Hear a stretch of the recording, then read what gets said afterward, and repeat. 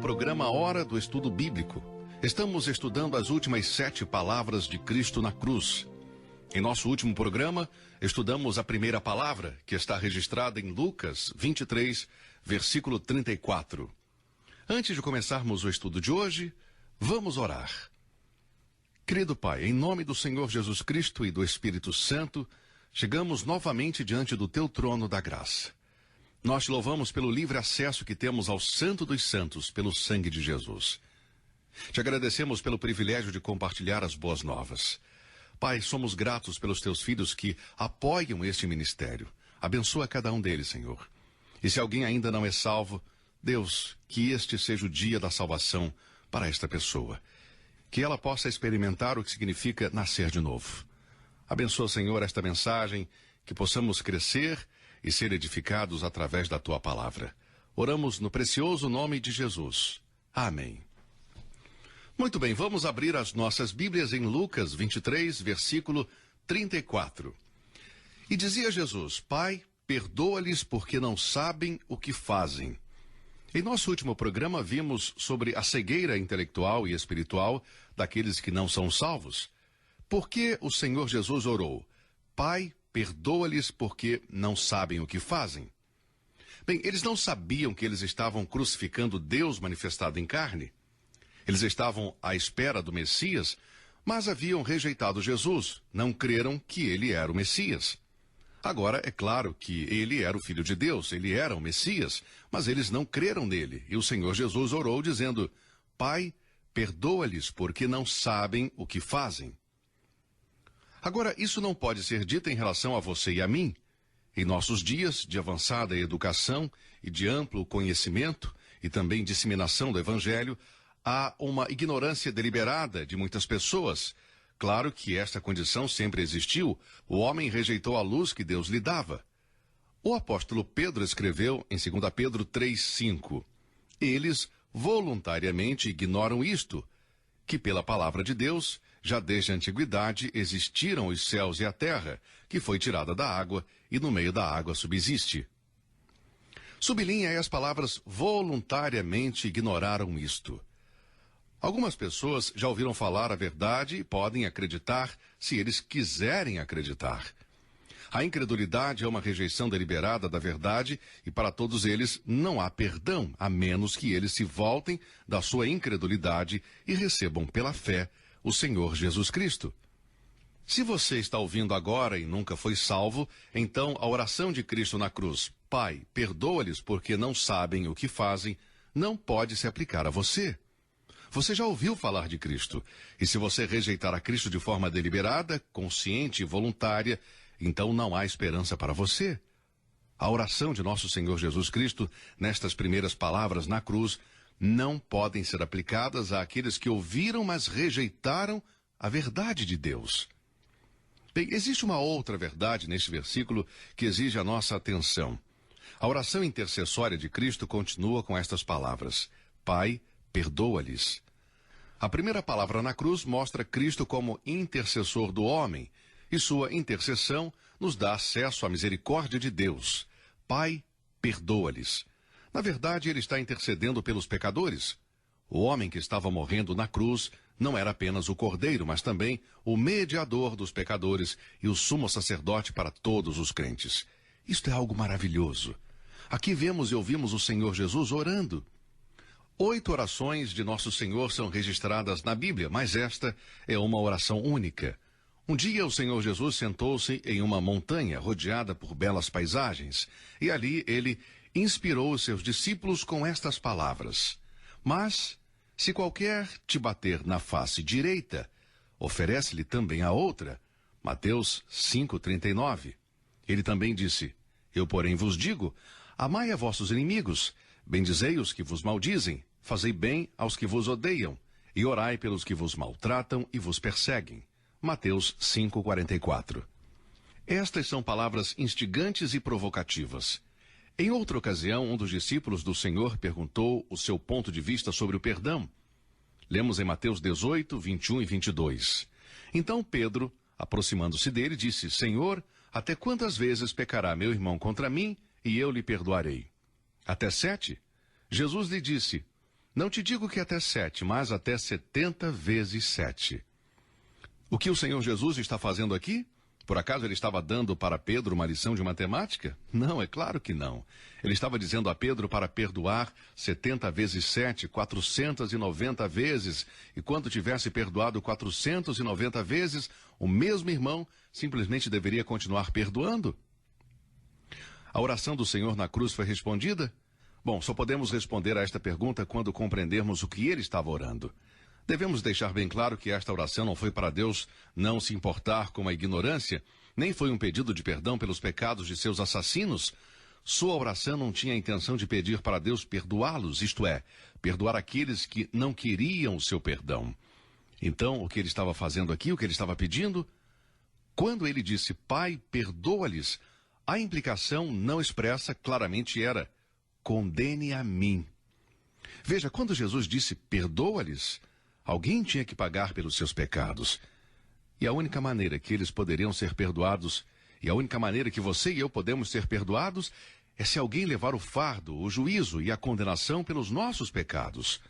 Quando ele disse, Pai, perdoa-lhes, ele estava simplesmente dizendo, Pai, condena-me a mim.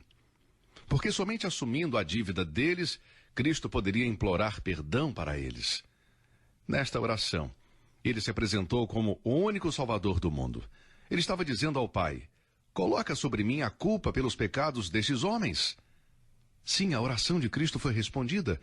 Deus não destruiu aqueles pobres e enganados ignorantes. A partir do dia de Pentecostes, eles aprenderam o que significava a cruz, e a oração de nosso Senhor e Salvador foi respondida. Ouça isto. Lucas escreveu em Atos 3, versículos 17 e 19. E agora, irmãos, eu sei que o fizestes por ignorância, como também os vossos príncipes. Arrependei-vos, pois, e convertei-vos para que sejam apagados os vossos pecados. Muitos foram salvos naquele dia, porque a ira de Deus não foi derramada sobre aqueles pecadores que mataram o Senhor no Calvário. E muitos foram salvos a partir do dia do Pentecostes, porque o dia da graça foi aberto a todos e permanecerá aberto até o retorno do nosso Senhor Jesus Cristo. Quando eu estava preparando esta mensagem para a Páscoa, o telefone tocou. A pessoa me perguntou o que eu iria pregar quando mencionei o texto de Lucas 23:34. Ele me disse que não iria participar da reunião porque eu havia escolhido um texto que não foi inspirado por Deus. Ele disse que Lucas não foi testemunha da crucificação e que as últimas palavras que Cristo pronunciou estão no Evangelho de João. Depois ele perguntou por que o próprio Cristo não perdoou seus assassinos em vez de pedir ao Pai para perdoá-los. O que ele estava tentando dizer era que este texto desacreditava o poder de Cristo para perdoar os pecados. Agora sabemos que antes disto o próprio Senhor perdoou os homens e intercedeu junto ao Pai para também fazer isso. Leia Mateus 9, versículo 2 e Lucas 7, 48. Eu tenho certeza que você concordará comigo que perdoar os pecados é uma prerrogativa divina. Marcos 2:7 afirma que somente Deus pode perdoar os pecados. Por que então Cristo pediu ao Pai para perdoar os seus assassinos? Eu não encontrei nenhuma resposta mais satisfatória do que esta que eu vou dar agora. Escute isso. Sublinhe aí cuidadosamente as palavras de Cristo e depois desfrute da maravilhosa precisão das Escrituras. Ele disse em Mateus 9:6, o Filho do Homem tem na terra autoridade para perdoar pecados. Sublinhe as palavras na terra. Mas Cristo já não estava mais na terra. Ele havia sido levantado da terra, conforme João 12, versículo 32. Ele estava pendurado em uma cruz, suspenso entre o céu e a terra. Na cruz, ele estava tomando o nosso lugar, foi o nosso substituto. O justo iria morrer pelos injustos. Portanto, ele estava pendurado ali como nosso representante e não estava mais no lugar de autoridade onde poderia exercer as suas próprias leis divinas. Portanto, ele assume a posição daquele que está orando diante do Pai. Quando Cristo entra na vida de uma pessoa, essa pessoa torna-se uma nova criatura. E esta nova vida torna-se muito mais notável na pessoa que vivia claramente no pecado. A senhora Van Eddings escreveu a respeito de uma jovem chamada Teresa enquanto estava na missão no rio Orinoco. Ela nos conta esta história interessante. Sem o Evangelho de Cristo e seu poder transformador de perdoar os pecados, Teresa teria continuado a viver como um pequeno rato do rio, sem qualquer padrão moral. Quando Teresa começou a tomar a forma de uma jovem mulher, ela começou a ser objeto dos olhos cobiçosos dos homens, que queriam que ela vivesse em pecado. Mas, no entanto, Jesus a encontrou e ela se tornou uma nova criatura. No começo foi difícil. Ela era uma pequena ladra de corações e estava interessada nos bens dos missionários, mas mostrou verdadeiro arrependimento por seus pecados e um amor genuíno ao Senhor Jesus. E quando ela foi ajudada, ela cresceu em Cristo. Quando veio o convite para alguém levar o evangelho ao seu próprio povo, Teresa respondeu com o coração cheio de gratidão a Deus por seus pecados perdoados e prosseguiu radiante de felicidade. Cristo havia transformado a vida de um pequeno rato de rio na filha do rei, que recebeu toda a glória.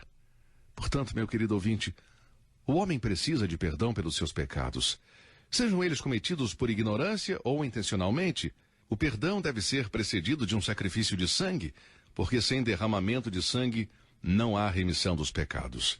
E eu digo hoje para você que Cristo é esse sacrifício. Somente quando o homem se volta para ele que Deus pode perdoá-lo. Em resposta à oração de Cristo, o dia do juízo foi adiado por mais de 20 séculos. O poder de Deus tem contido as portas do inferno, enquanto a graça de Deus tem ajudado o pobre pecador a encontrar seu caminho de volta para ele.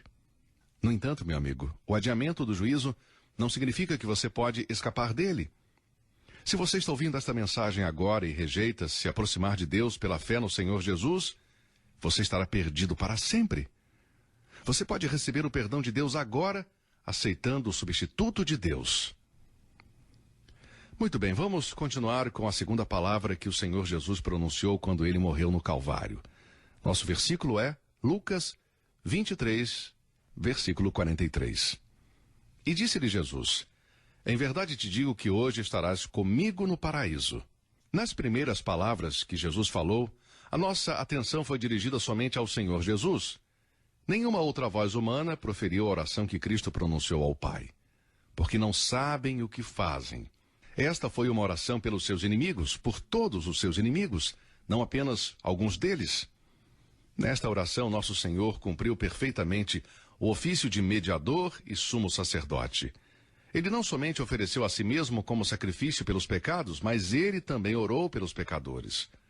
O que o nosso Senhor disse e fez aqui está em perfeita harmonia com a palavra divinamente inspirada, com o que o apóstolo Paulo escreveu em 1 Timóteo 2, versículo 5.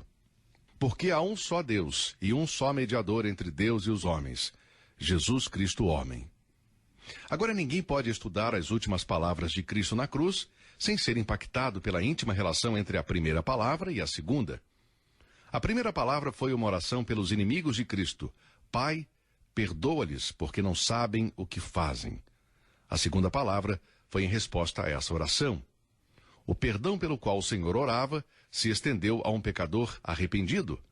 O ladrão moribundo se tornou o primeiro fruto da oração de intercessão de nosso Senhor pelos pecadores. Um aluno certa vez perguntou por que apenas um foi salvo, se Cristo orou por todos eles. Bem, não temos certeza de que o ladrão moribundo foi o único que foi salvo naquele momento. A sua conversão, pelo menos, é a única registrada nas Escrituras.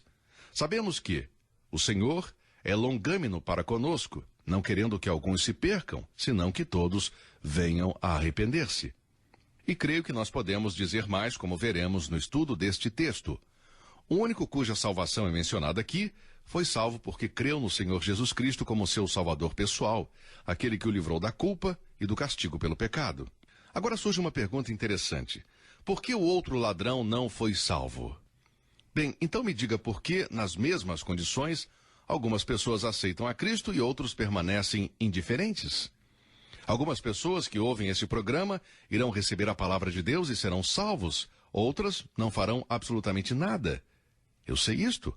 Um homem deve crer em Jesus Cristo para ser salvo, e Deus vai salvar todo aquele que crê.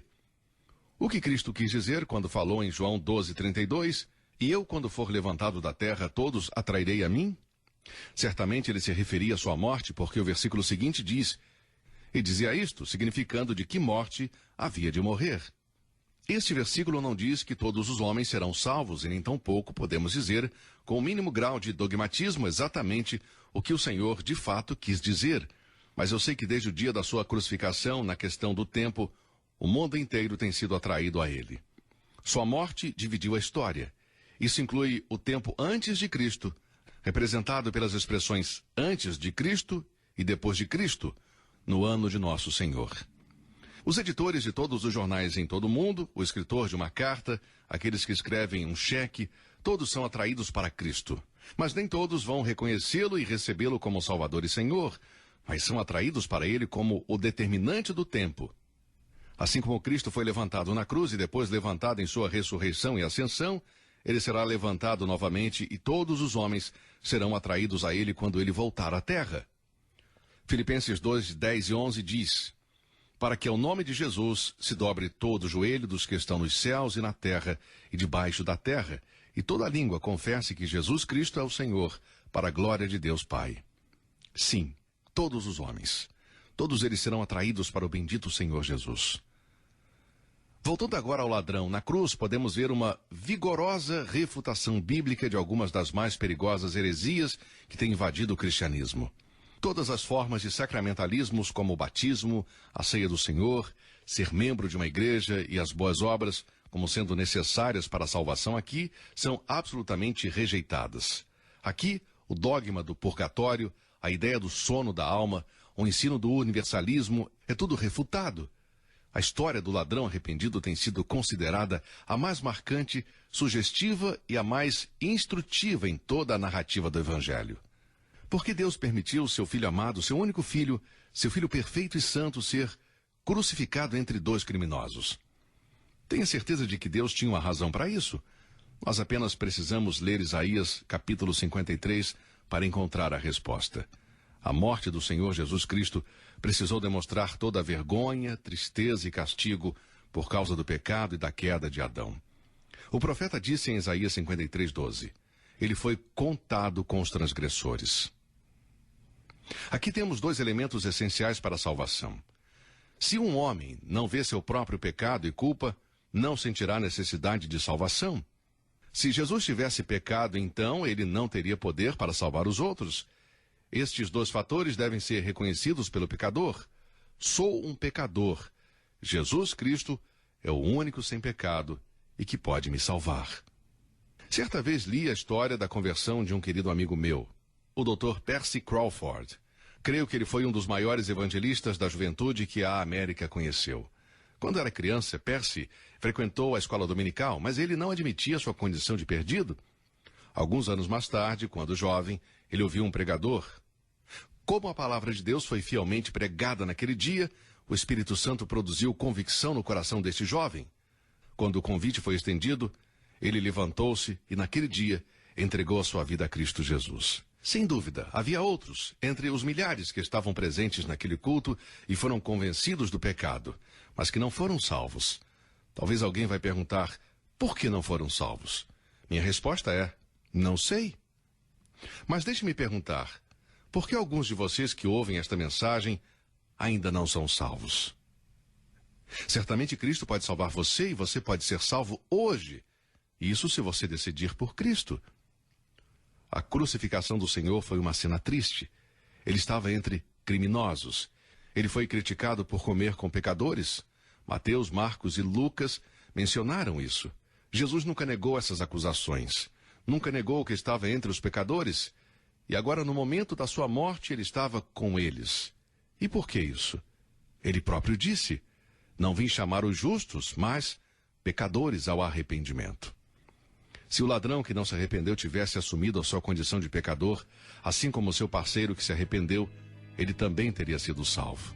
Portanto, amigo, se você tomar o seu lugar como pecador, você também pode ser salvo.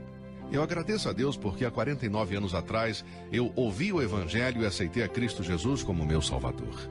E você também pode fazer isso hoje. Que Deus abençoe a verdade de sua mensagem no coração de todos vocês.